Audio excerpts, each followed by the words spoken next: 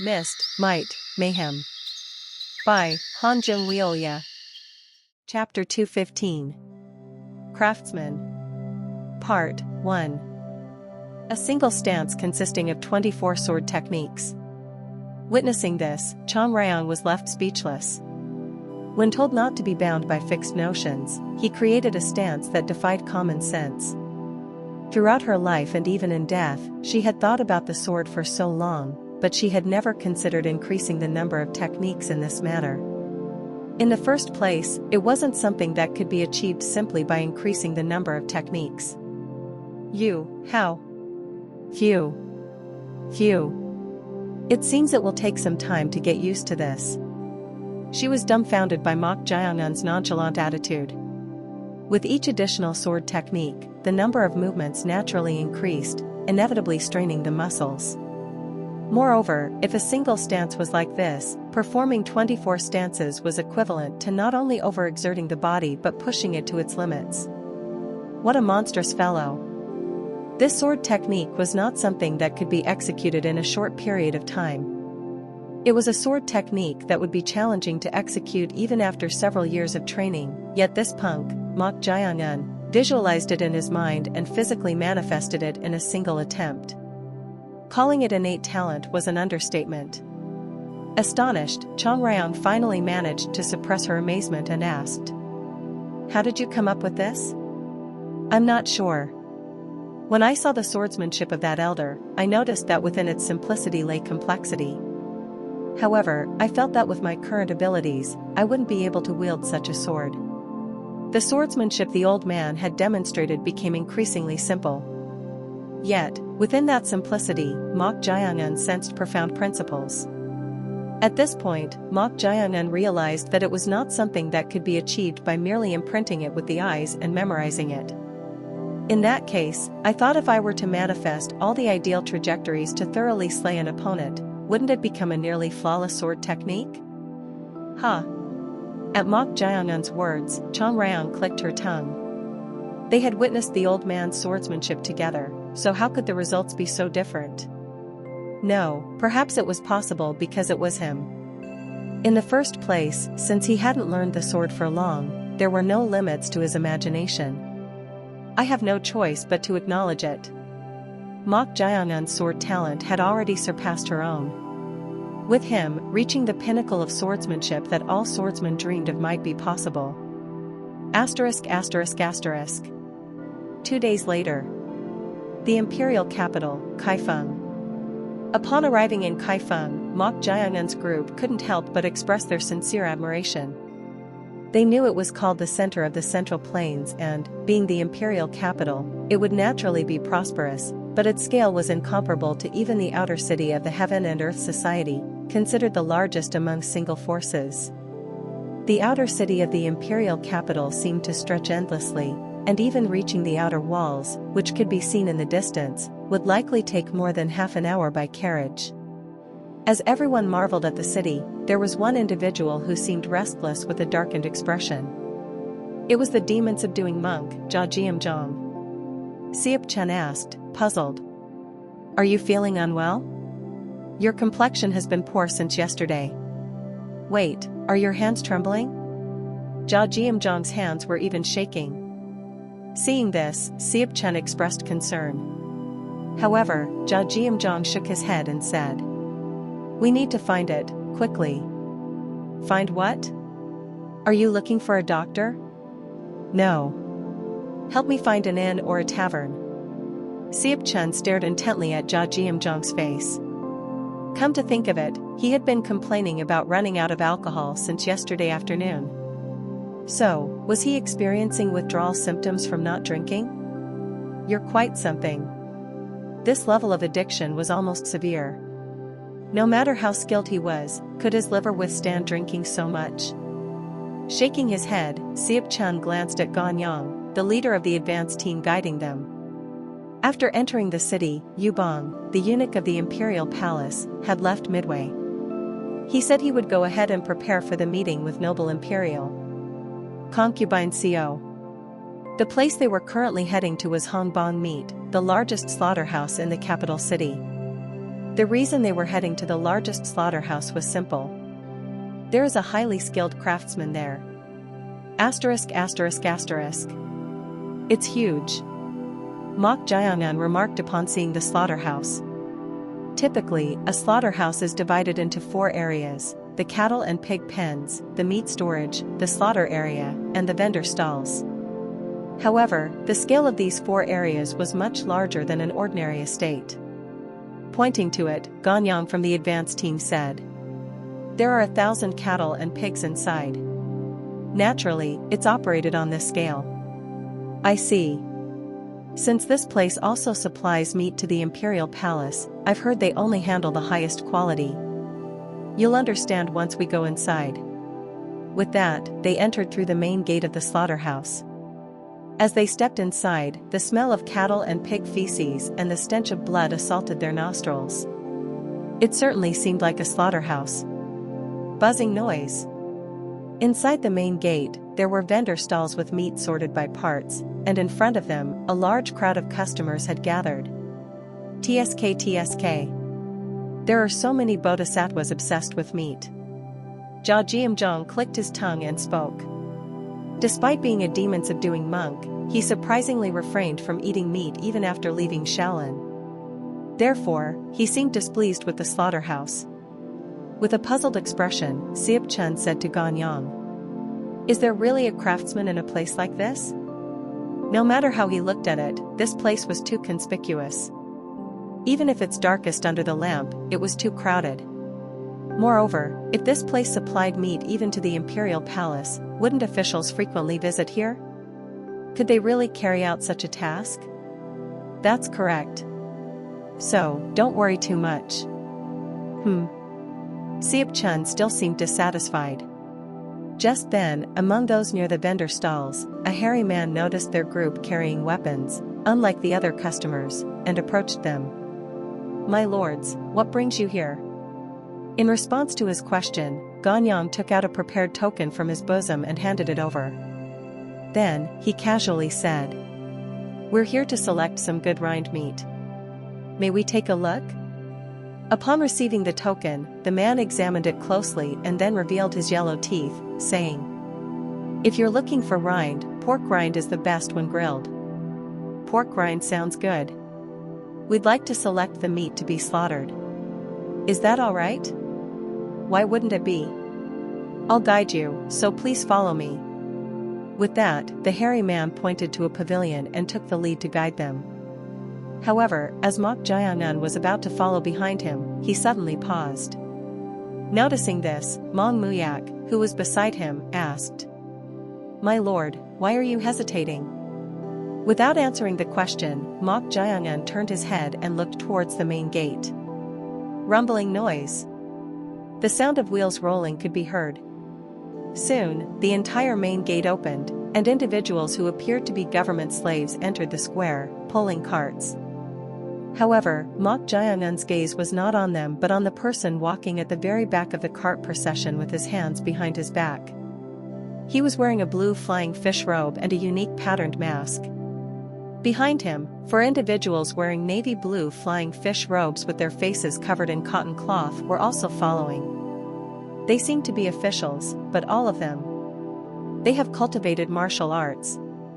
At Mok Jayangan's words, Mong Muyak frowned and said, "My lord, please turn your head and enter inside for now." At Mong Muyak's urging, Mok Jayangan turned his head and followed the group beyond the pavilion. As they moved away from the square, Mong Muyak spoke in a low voice. "What a coincidence. Why do you say that? The officials in flying fish robes earlier are from the embroidered uniform guards." "The embroidered uniform guards?" At these words, Mok Jayangan's eyes sparkled with interest. He seemed to understand why Mong Muyak called it a coincidence. The identity they were trying to infiltrate for their secret mission was none other than the embroidered uniform guards, so who would have thought they would encounter them by chance in a place like this? Mong Muyak clicked his tongue and said, "Yes, the embroidered uniform guards.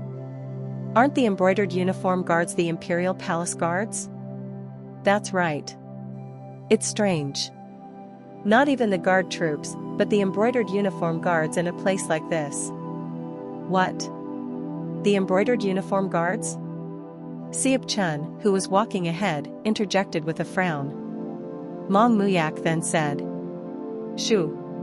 Be quiet." Right now, in the vendor square of the slaughterhouse, the embroidered uniform guards. Before he could finish his sentence, Ganyang whispered, "You don't need to concern yourselves too much. The embroidered uniform guards personally inspects the meat that enters the inner palace since it's used for the meals of the imperial family." Handling food ingredients might seem trivial, but it wasn't. Food ingredients and medicinal herbs were not only consumed by palace residents and officials but also by the imperial family and even the emperor, so the imperial palace paid the utmost attention to their inspection. Assassination attempts through food ingredients and medicinal herbs had been carried out since ancient times, making it particularly important. I see. But do most of the embroidered uniform guards cultivate martial arts? Yes. Since the embroidered uniform guards are under the direct command of the emperor, I've heard that each of their martial arts is at least first-rate or above. Among those in high positions, there are quite a few who would be considered experts even in the martial arts world. What is the rank of the one wearing a blue official robe with a golden belt depicted with flying fish? In response to that question, Ganyang asked back with a somewhat surprised expression. "Did you say a blue official robe with a golden belt?" "Yes. A blue official robe with a golden belt indicates a 1,000-man commander, a 5th rank senior embroidered uniform guards. With that rank, he must be a significant figure even within the embroidered uniform guards. The organizational structure of the embroidered uniform guards' executive ranks is as follows. Lesser Banner, Sogi, Junior 7th rank, Chief Banner, Chongi, Senior 7th rank. Probationary 100-men commander, Sabiko, Junior 6th rank, 100-men commander, Biko, Senior 6th rank, Deputy 1,000-men commander, Buchianho, Junior 5th rank, 1,000-men commander, Chanho, Senior 5th rank, Pacification Commissioner, Yuxianho, Junior 4th rank, and Assistant Commander-in-Chief, Ji Musa, Senior 4th rank. If he's a significant figure, how skilled is he?" In response to Siap Chun's question, Ganyang stroked his beard and replied, "A 1,000-men commander, Chanho, of the 5th rank senior in the embroidered uniform guards would be an expert who has at least reached the pinnacle stage of peak realm." At least? The imperial palace's embroidered uniform guards is no ordinary force. Yes. Since they have been exchanging with the righteous sects and recruiting many experts, their level has become much higher than before. At Ganyang's words, Siap Chun grinned and said, "Ha ha ha. Still, if the level of a 1,000-men commander is that high, if this friend or I join the embroidered uniform guards, we would receive a rank of at least Pacification Commissioner or above." Siap Chun and Mong Muyak were among the 5 tigers, the highest-level pinnacle stage transformation realm warriors of the Heaven and Earth Society. With their martial arts approaching that of the executives, they were confident they could receive high ranks in the embroidered uniform guards. At Siap Chun's confidence, Mok Jiangun tilted his head and said, "I wonder about that." "Pardon? Why do you say that?" "That 1,000-men commander of the embroidered uniform guards we saw earlier, the one with the mask." "What about the embroidered uniform guards?" Just as Mok Jiangun was about to say something, he shook his head and said, "Never mind." Suddenly stopping mid-sentence, Siap Chun couldn't help but feel uneasy. "Let's go for now." He wanted to ask what Mok Jiangun was trying to say, but given his personality, it seemed unlikely he would answer. Curious, Chong Ryang asked, "What were you trying to tell him?" That masked 1,000-men commander from earlier, he had sealed some of his chi points. Sealed his chi points? Yes. Mok Jiangun could see the general flow of chi with his naked eyes without opening the power of the third eye in his right eye. In Mok Jiangun's eyes, the masked embroidered uniform guard's 1,000-men commander had sealed 3 major chi points. So, based on the chi emanating from him, his level seemed to be at the pinnacle stage of peak realm, but if he unseals them, I don't think Siap Chun would be a match for him. Was he that skilled? Yes. For some unknown reason, that person was sealing his own chi points to conceal his true abilities.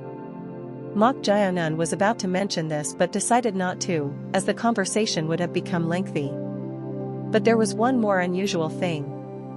What is it? Through the gaps in the mask, I noticed that person's eyes were blue.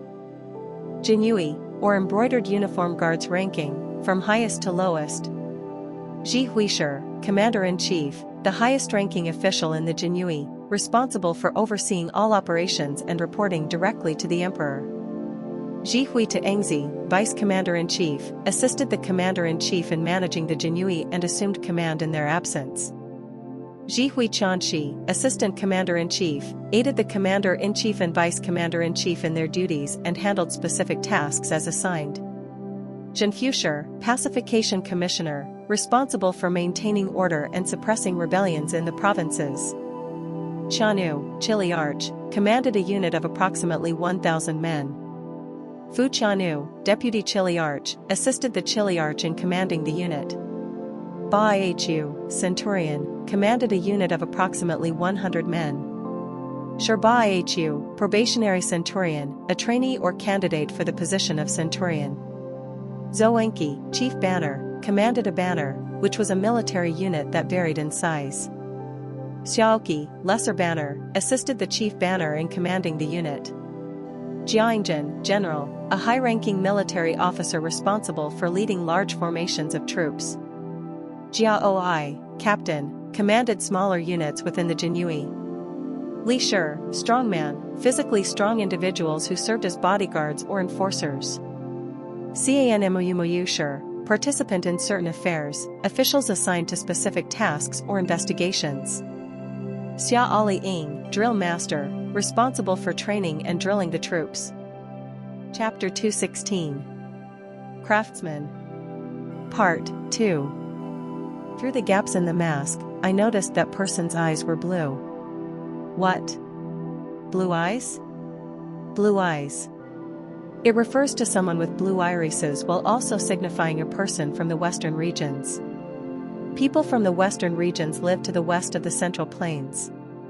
Although there was a considerable distance between the vendor stalls in the square and the pavilion at the back behind the main gate, Mok Jianan, who had reached the transformation realm and possessed more developed senses than ordinary people, noticed the blue eyes showing through the gaps in the mask. Are you certain? The eye area of the mask protrudes, so it was dark inside and not very visible, but my eyes could see it. That's quite peculiar. This isn't Tibet or Xinjiang, so it's strange to have someone from the western regions as an imperial official. This was more than just a rare occurrence. Although there had been much openness and exchange with martial artists recently, the imperial palace was still more closed off and conservative than any other group. This was because the Han people prided themselves as the center of the Central Plains in this nation. They even arrested all those associated with the Baiwa religion, which originated from the western regions, accusing them of deceiving the world and the people, and exterminated their families. In the imperial palace of such a nation, employing someone from the western regions as an official, not even a slave, was quite extraordinary.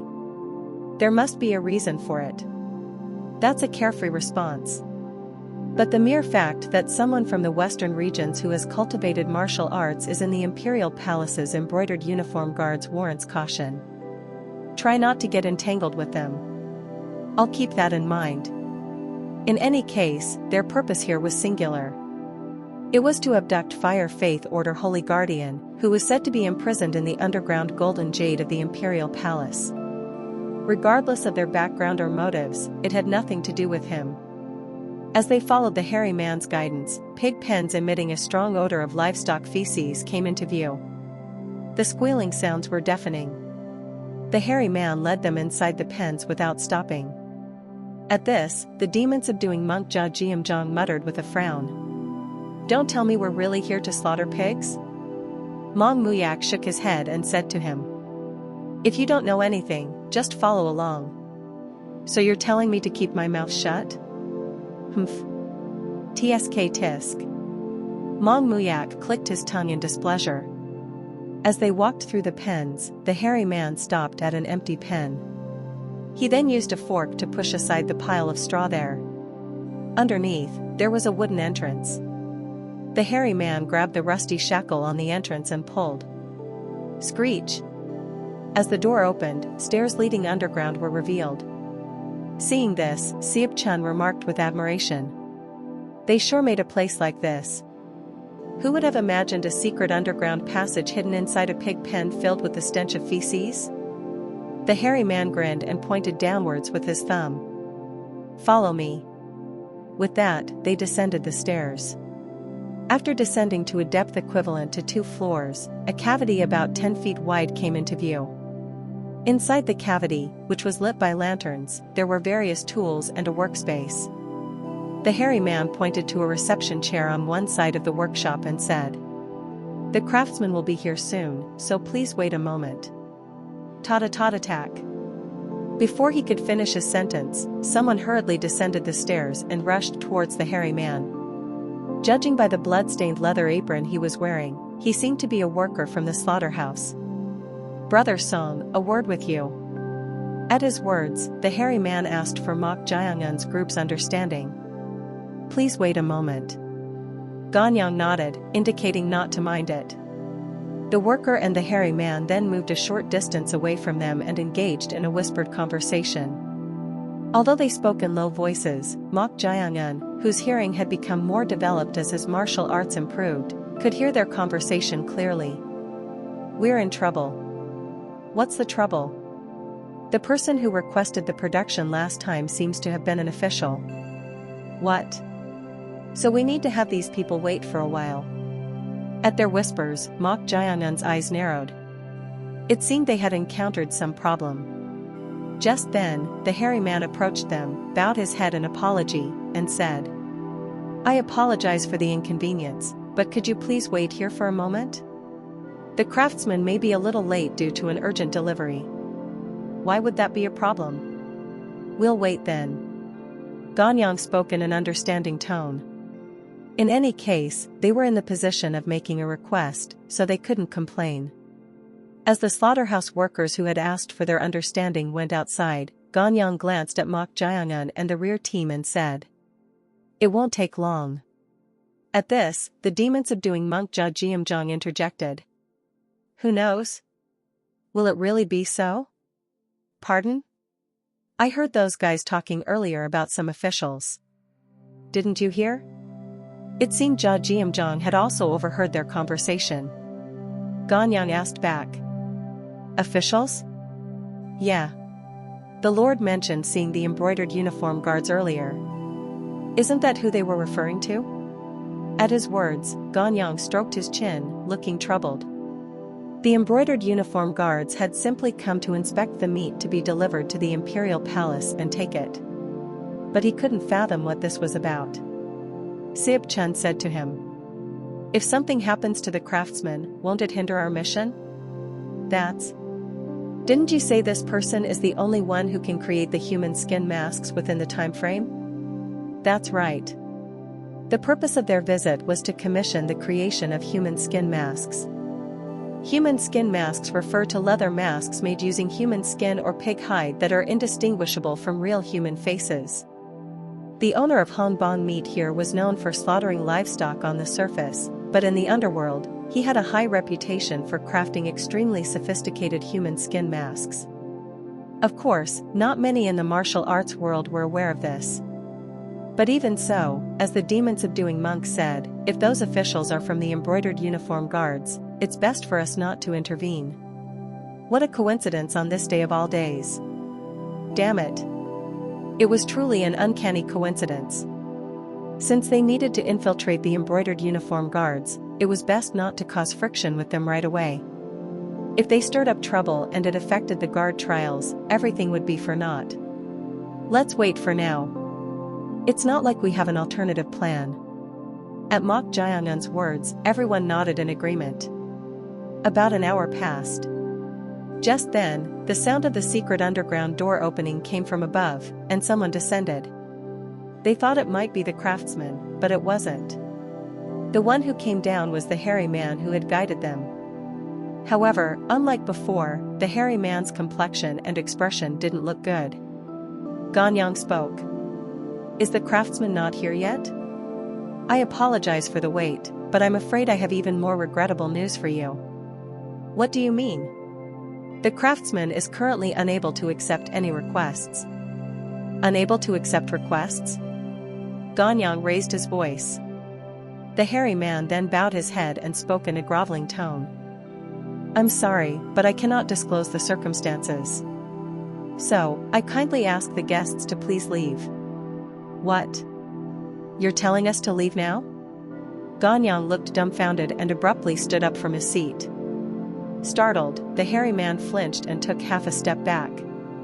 Ganyang pressed him. Are you violating the rule of accepting requests from those who bring the token? Moreover, didn't we wait here despite arriving first, considering your circumstances? I'm aware of that. However, we truly cannot accept any requests at the moment. Even if you threaten my life. At that moment, Mok Jiangan spoke up. I smell blood. At his words, everyone looked at him in surprise. Mok Jiangan pointed at the hairy man's hand with his index finger and said, That hand. The hairy man furrowed his brows at those words. What was he saying about smelling blood from this distance? He wasn't a dog or anything. The hairy man waved his hands and said, Naturally, there's the smell of blood since our job is slaughtering, no. It's not the smell of cattle or pig blood but human blood. It's not just that. Judging by the scent of dried purple orchids and large knotweed mixed with the blood, it seems you hastily applied a hemostatic. At these words, the hairy man's eyes widened. He was already skeptical when Mok Jiangan mentioned the smell of blood, but now he was mentioning purple orchids and large knotweed, leaving him perplexed. Both herbs were hemostatics used in slaughterhouses. Occasionally, cuts occurred during the slaughter work, and those herbs were used at such times. But he had smelled it even though it was mixed with the scent of blood? The startled hairy man spoke in a trembling voice. How did you know that? I've studied herbs a little. A little? At those words, everyone looked at Mok Jiangan with surprise. Was it possible to do this by simply studying herbs a little? Even in this underground room, the smell of leather and metal was mixed, making it difficult to detect other scents. Yet, Mok Jiangan had distinguished the scent of blood and herbs from the hairy man's hand, which was astonishing. Just then, the hairy man suddenly approached Mok Jiangan, knelt down, and said, Do you perhaps know medicine as well? Medicine? As Mok Jiangan asked back, the hairy man, who had even lowered his head, pleaded in a desperate voice. Please help us. *****. A building located between the pig and cattle pens. Ugh. Inside a room in the building, a middle-aged man in his 50s wearing a shaggy leather outfit was suffering in agony with a pale face. That was because both of his wrists had been severed. The slaughterhouse workers beside him had tightly wrapped cloth above his severed wrists to stop the bleeding, but the blood didn't seem to clot easily. One of the workers said to the man, who was in pain, Master, please endure a little longer. The doctor will arrive soon. But, my daughter. Young Master Mo has gone to bring the young Myst back immediately. Hurry and bring my daughter first, ugh. Please calm down. It will be serious if you continue like this. The workers tried to dissuade him as he attempted to get up despite his agony from his severed wrists. Just then, the door opened, and 6 men, led by the hairy man, rushed into the room. They were Mok Jiangan's group. One of the workers abruptly stood up and shouted, No, Brother Song. What is the meaning of this?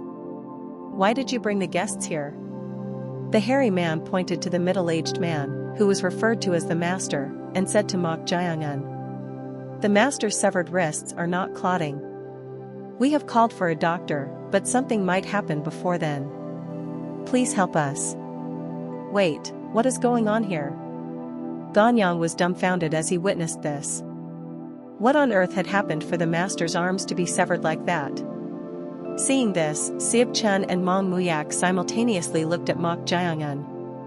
That was because, although they didn't know the details, Mok Jiangun had previously used his techniques to reattach Mong Muyak's severed arm. So they glanced at him with a glimmer of hope. Step. At that moment, Mok Jiangun approached the master. The workers beside him tried to block the way with a guarded look in their eyes. The hairy man, called Brother Song, scolded them. Don't interfere. He's here to help. At those words, the hesitant workers stepped aside. Mok Jiangun then approached the suffering master and quickly pressed the acupuncture points on both of his arms. Tat-a-tat-attack. As he pressed the hemostatic points, the blood seeping from the cloth-wrapped severed area noticeably stopped. The master, who had been in agony, looked at Mok Jiangun with a surprised expression. Who are you? Let's talk about that later. Where are the severed hands?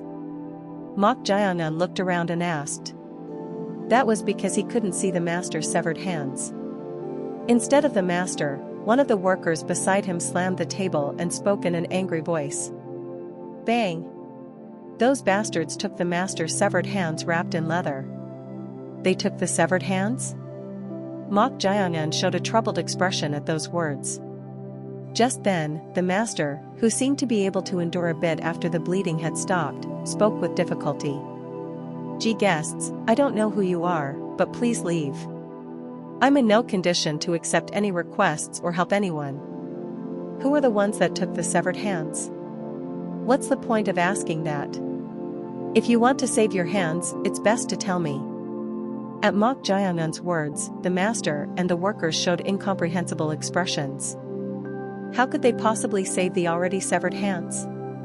As they were puzzled, the hairy man, referred to as Brother Song, spoke to Mok Jiangun with a troubled look. The ones who severed the master's hands and took them away are from the embroidered uniform guards. I apologize, but even if you follow them, you won't be able to retrieve the hands. Damn it! Sieb Chun cursed at the hairy man's words. As he suspected, it was the embroidered uniform guards.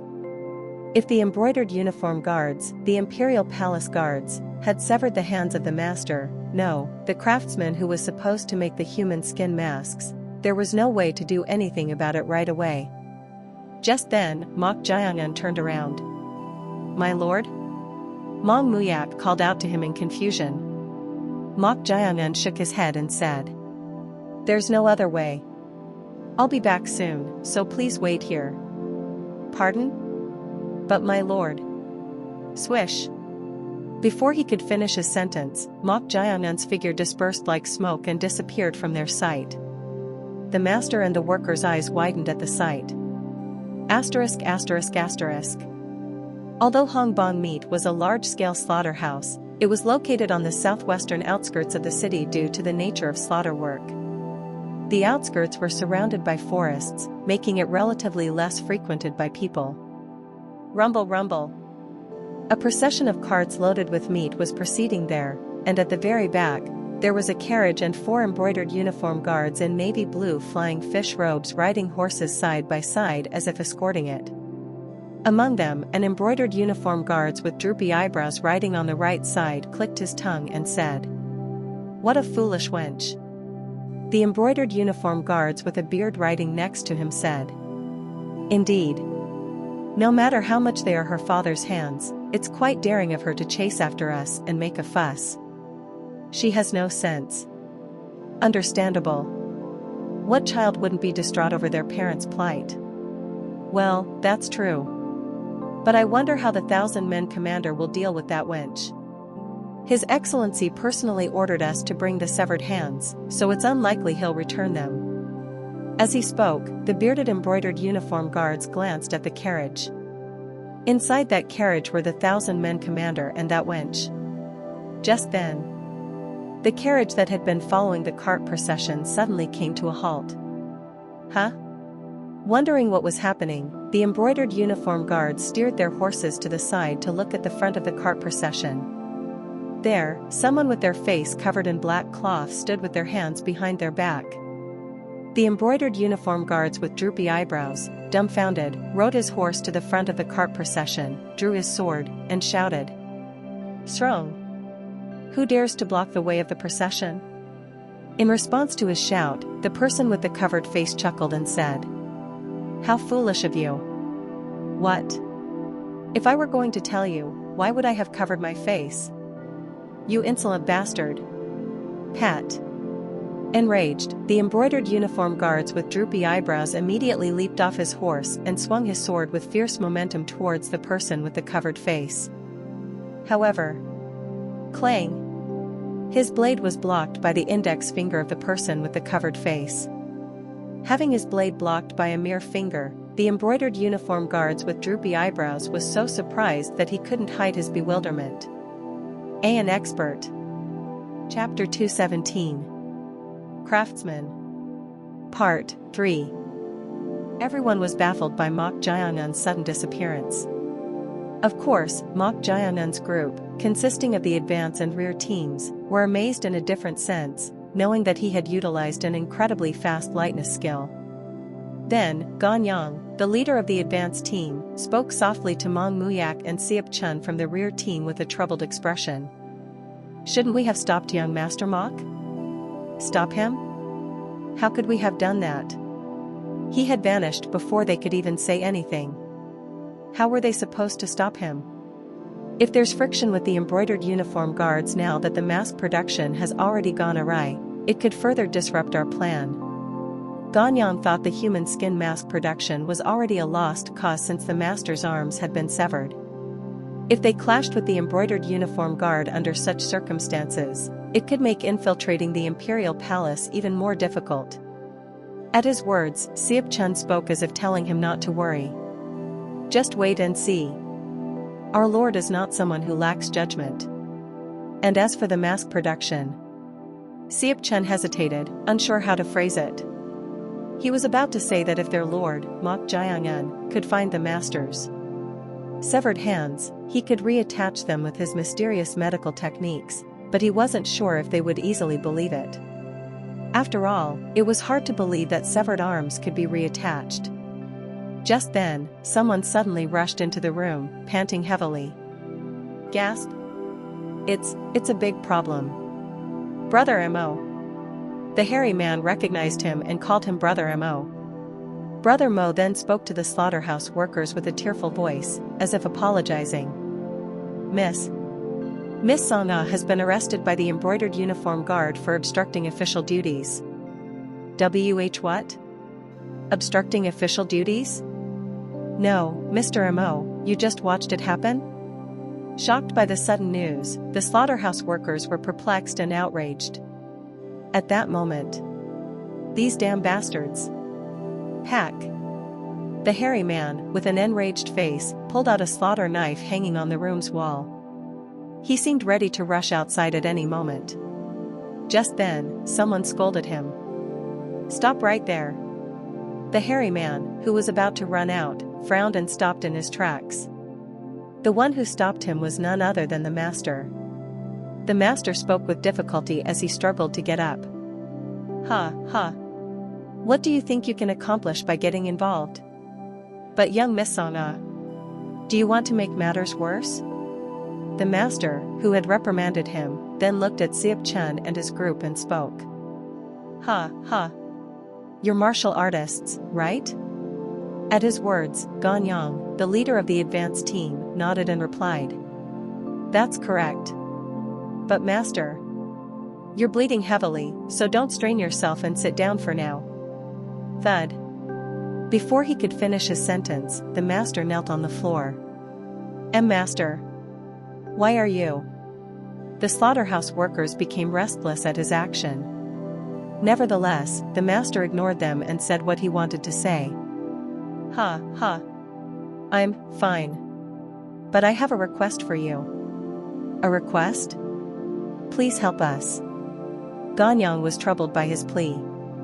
It was already a difficult situation with Mok Jaeongun acting on his own, and if they also clashed with the embroidered uniform guard, it could seriously hinder their mission. Master, I understand your desire to save your daughter, but, ha. That child, cough cough, is not my daughter. What? Didn't everyone refer to her as the young miss? If so, she should be the master's daughter, but what does he mean by that? Just then, the hairy man, who had been gripping the handle of the slaughter knife, also knelt on the floor like the master. Please help us. Brother Song. Surprised by his sudden action, the slaughterhouse workers tried to dissuade him. At that moment, the demon-subduing monk Jia Jiamzhong alternately glanced at the master and the hairy man called Brother Song, then burst into laughter. Ha ha ha ha ha. Now I get it. Asterisk asterisk asterisk. Clang. The embroidered uniform guard with droopy eyebrows couldn't hide his bewilderment. This guy is an expert. The embroidered uniform guard with droopy eyebrows was a 100-man commander of the senior 6th rank, an expert at the entry stage of the peak realm. If someone could block his sword strike, infused with his 7-star martial power, with a mere finger, it meant that the martial prowess of this unknown expert with a covered face far surpassed his own. With an expert of this level, the 4 of us need to attack together, or the 1,000-man commander needs to step in. Pat. Realizing he couldn't handle it alone, the embroidered uniform guard with droopy eyebrows hastily distanced himself and raised one hand behind his back, sending a hand signal to the other embroidered uniform guards for help, and spoke. Who are you to interfere with our embroidered uniform guards' affairs? He deliberately emphasized their identity as the embroidered uniform guard. Among the people of the Central Plains, there was no one who didn't know that the embroidered uniform guard were the emperor's personal guards. He did so to instill a sense of caution in his opponent. No matter how skilled in martial arts, he wanted to convey how dangerous it was to provoke them. In response to his words, the person with the covered face, Mok Jiangyun, whose face was covered with a black cloth, chuckled and said, "Oh? So you're from the embroidered uniform guard?" The embroidered uniform guard frowned at Mok Jiangyun's tone, as if he was pretending not to know. Was he doing this on purpose? It made no sense for him to not know they were from the embroidered uniform guard after seeing their golden belts and flying fish robes. The embroidered uniform guard then spoke. If you truly didn't know, stop right here and back off. Then we won't question your circumstances or accuse you of any crimes. Before he could finish his sentence. Swish.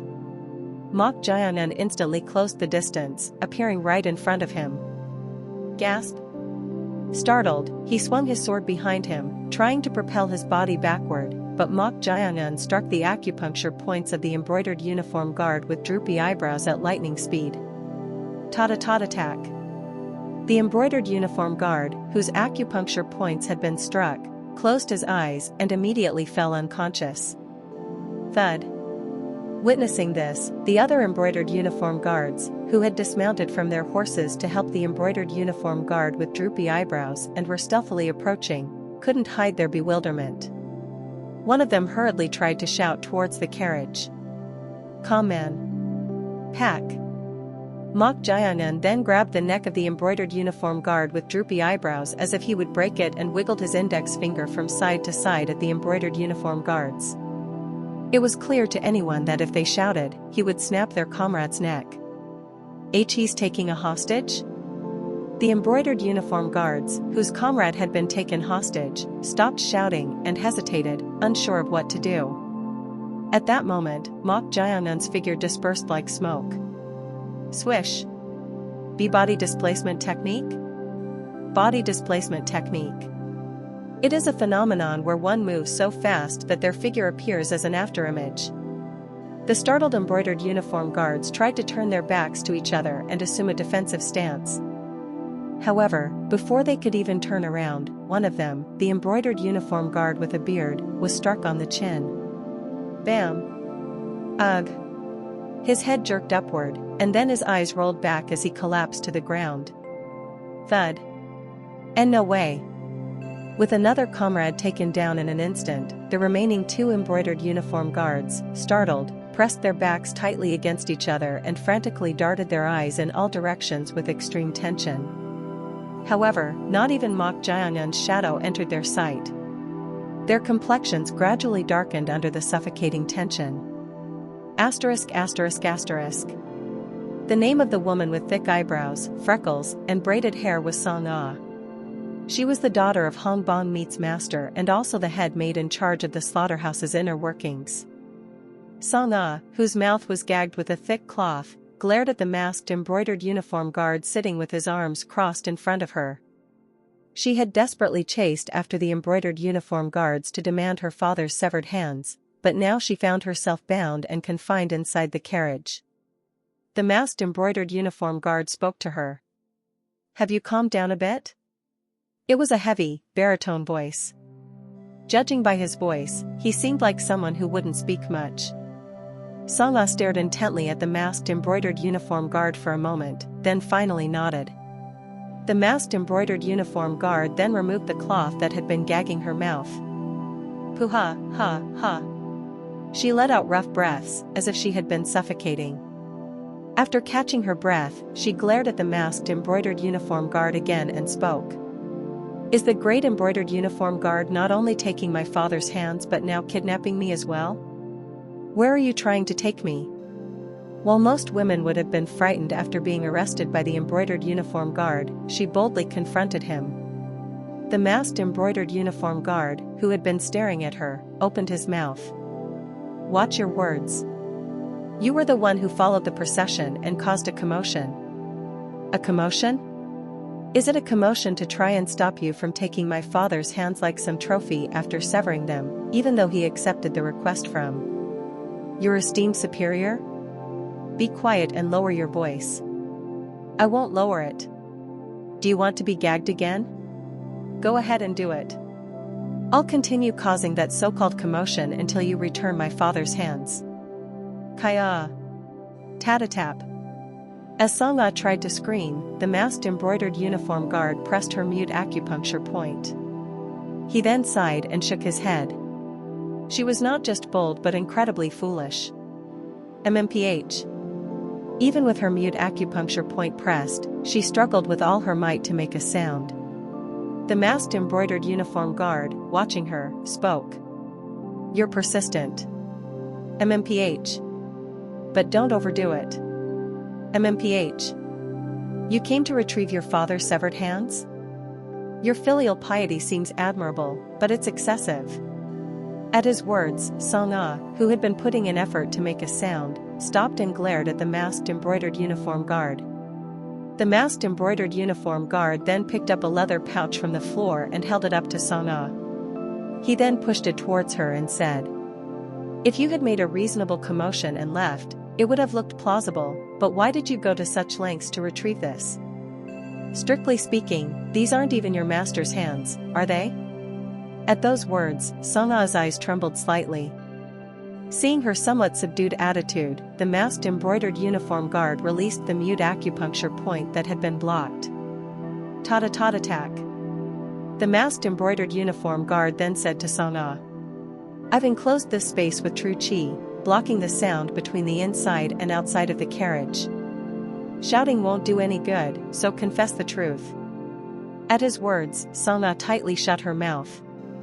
The masked embroidered uniform guard shook his head and spoke. "I see. It would be troublesome for you to reveal the truth here. But you've already been caught. What have you caught?" In response to her question, the masked embroidered uniform guard set the leather pouch on the floor and replied. "These aren't the real master's hands, are they? What are you talking about? You severed my father's hands and now claim they're not the real master's hands. For the hands of someone who creates human skin masks, the distribution of calluses seemed consistent. What does that mean? From what I know, the process of creating human skin masks is more difficult than one might think, and the craftsman's hands are unlikely to remain intact due to the glue and various chemicals used. However, the owner of these hands is no different from someone who has only done slaughter work their entire life." At these words, Song-ah's expression hardened even more. The masked embroidered uniform guard, further convinced by her reaction, continued. "Perhaps the master whose hands were severed is a fake. I didn't think you would easily expose the real craftsman to others." Speechless at the masked embroidered uniform guard's piercing speculation, Song-ah, who had been keeping her mouth shut, finally swallowed her saliva and spoke. No. That person is really. If I were to turn the carriage around right now, go back to Hong Bong Meat, and raid the place, would you confess the truth? Grip. At his threat, which wasn't really a threat, she bit her lip tightly. She wanted to deceive him, but he was not someone she could deceive. In the end, she confessed the truth. You're right. That person is not the real master. Finally, we're getting somewhere. At those words, Sangha snorted and spoke with a sneer. Then, of course, you must have also figured out that I'm not his real daughter. Of course, you're not his daughter, but you're not a fake either. What? Your hands. The masked embroidered uniform guard pointed to her hands with a nod. The skin on her palms was peeled, and calluses were so prevalent that it was difficult to find a properly intact area. Because of this, the masked embroidered uniform guard was convinced that she was the real craftsman's daughter. Damn it. Realizing that she could no longer deceive him, Sangha could only grit her teeth and glare at him, unable to do anything else. So what are you going to do with me? Will you use me as a hostage to find the real one? Is that what you wish for? Then I'll bite my tongue and die right here. Willing to give up your life for your father. The masked embroidered uniform guard pondered her words, then chuckled and spoke. If I truly intended to use you as a hostage, do you think there would be a reason for us to have this conversation? What do you mean by that? She asked, puzzled. The masked embroidered uniform guard lowered his voice cautiously, even though he had said he blocked the sound between the inside and outside of the carriage, and spoke. I had no choice but to sever the fake master's wrists due to orders, but I wouldn't have done so if he were the real one. What? I'm saying I had no intention of making an enemy of your father, the real craftsman. At the masked embroidered uniform guard's words, she frowned. Was he testing her? She couldn't adapt to his suddenly changed attitude. Do you think I'll believe your words? Of course, you won't believe me. But I have my circumstances where I have no choice but to obey someone's orders. Of course, I won't ask you to understand this. Even if you have such circumstances, I can't trust you. I know. But if it were a lie, having this conversation would be meaningless, as I said before. At these words, Sangha became increasingly confused. Was this man's true intention what he was showing now? To her, who couldn't escape her doubts, the masked embroidered uniform guard said. I will release you soon. What? You're releasing me? That's right. Why? Didn't I say I have no intention of making an enemy of you or your father, the craftsman? I won't force you to trust me. Once I release you, take your real father and leave Gabong within 4 days. It may not be immediate, but if someone has a keen eye, they will eventually notice these hands. However, I will buy you time for 4 days. Why? Why are you trying to help us? Sangha asked, not understanding his intention to show her goodwill. The masked embroidered uniform guard replied in a low voice. It's not for nothing. I also need help. Help? Yes. Help, could it be? Bring me a human skin mask. A human skin mask? That's right. What kind of? It's simple. Just recreate the same human skin mask that was requested before. At his request, Sangha asked, puzzled. Why are you asking me to make the human skin mask again? I have no obligation to tell you that. It's a mutually beneficial condition, so just make the same human skin mask. Can you? Flinch. At that moment, the masked embroidered uniform guard stopped mid-sentence. What's wrong? The carriage has stopped. He had blocked the sound between the inside and outside of the carriage with true chi, so he couldn't hear the outside. But that didn't mean he couldn't feel the vibrations of the carriage. He hadn't paid attention while conversing, but the carriage seemed to have been stopped for quite a while.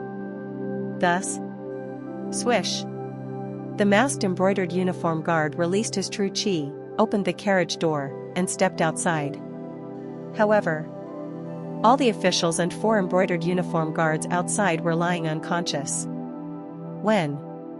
Although he had blocked the sound, it hadn't been that long. Yet this had happened in such a short time? Sensing that something was amiss, the masked embroidered uniform guard unhesitatingly tried to press the acupuncture points below his ears with his thumbs. But then, a voice came from behind him. "I was bored waiting. So, have you finished your secret conversation?" An expert. Even though he had sealed his chi points, the fact that someone had approached him from behind without any presence meant they were at least at the transcendent realm. The masked embroidered uniform guard, who had his thumbs on the acupuncture points, spoke without losing his composure. "Who are you?" In response to his question, a completely irrelevant answer flowed from behind. Which one would be better? What? Would it be better to have the embroidered uniform guard's 1,000-men commander kill all his subordinates and officials and run away? Or would it be better to skin your faces and make use of them?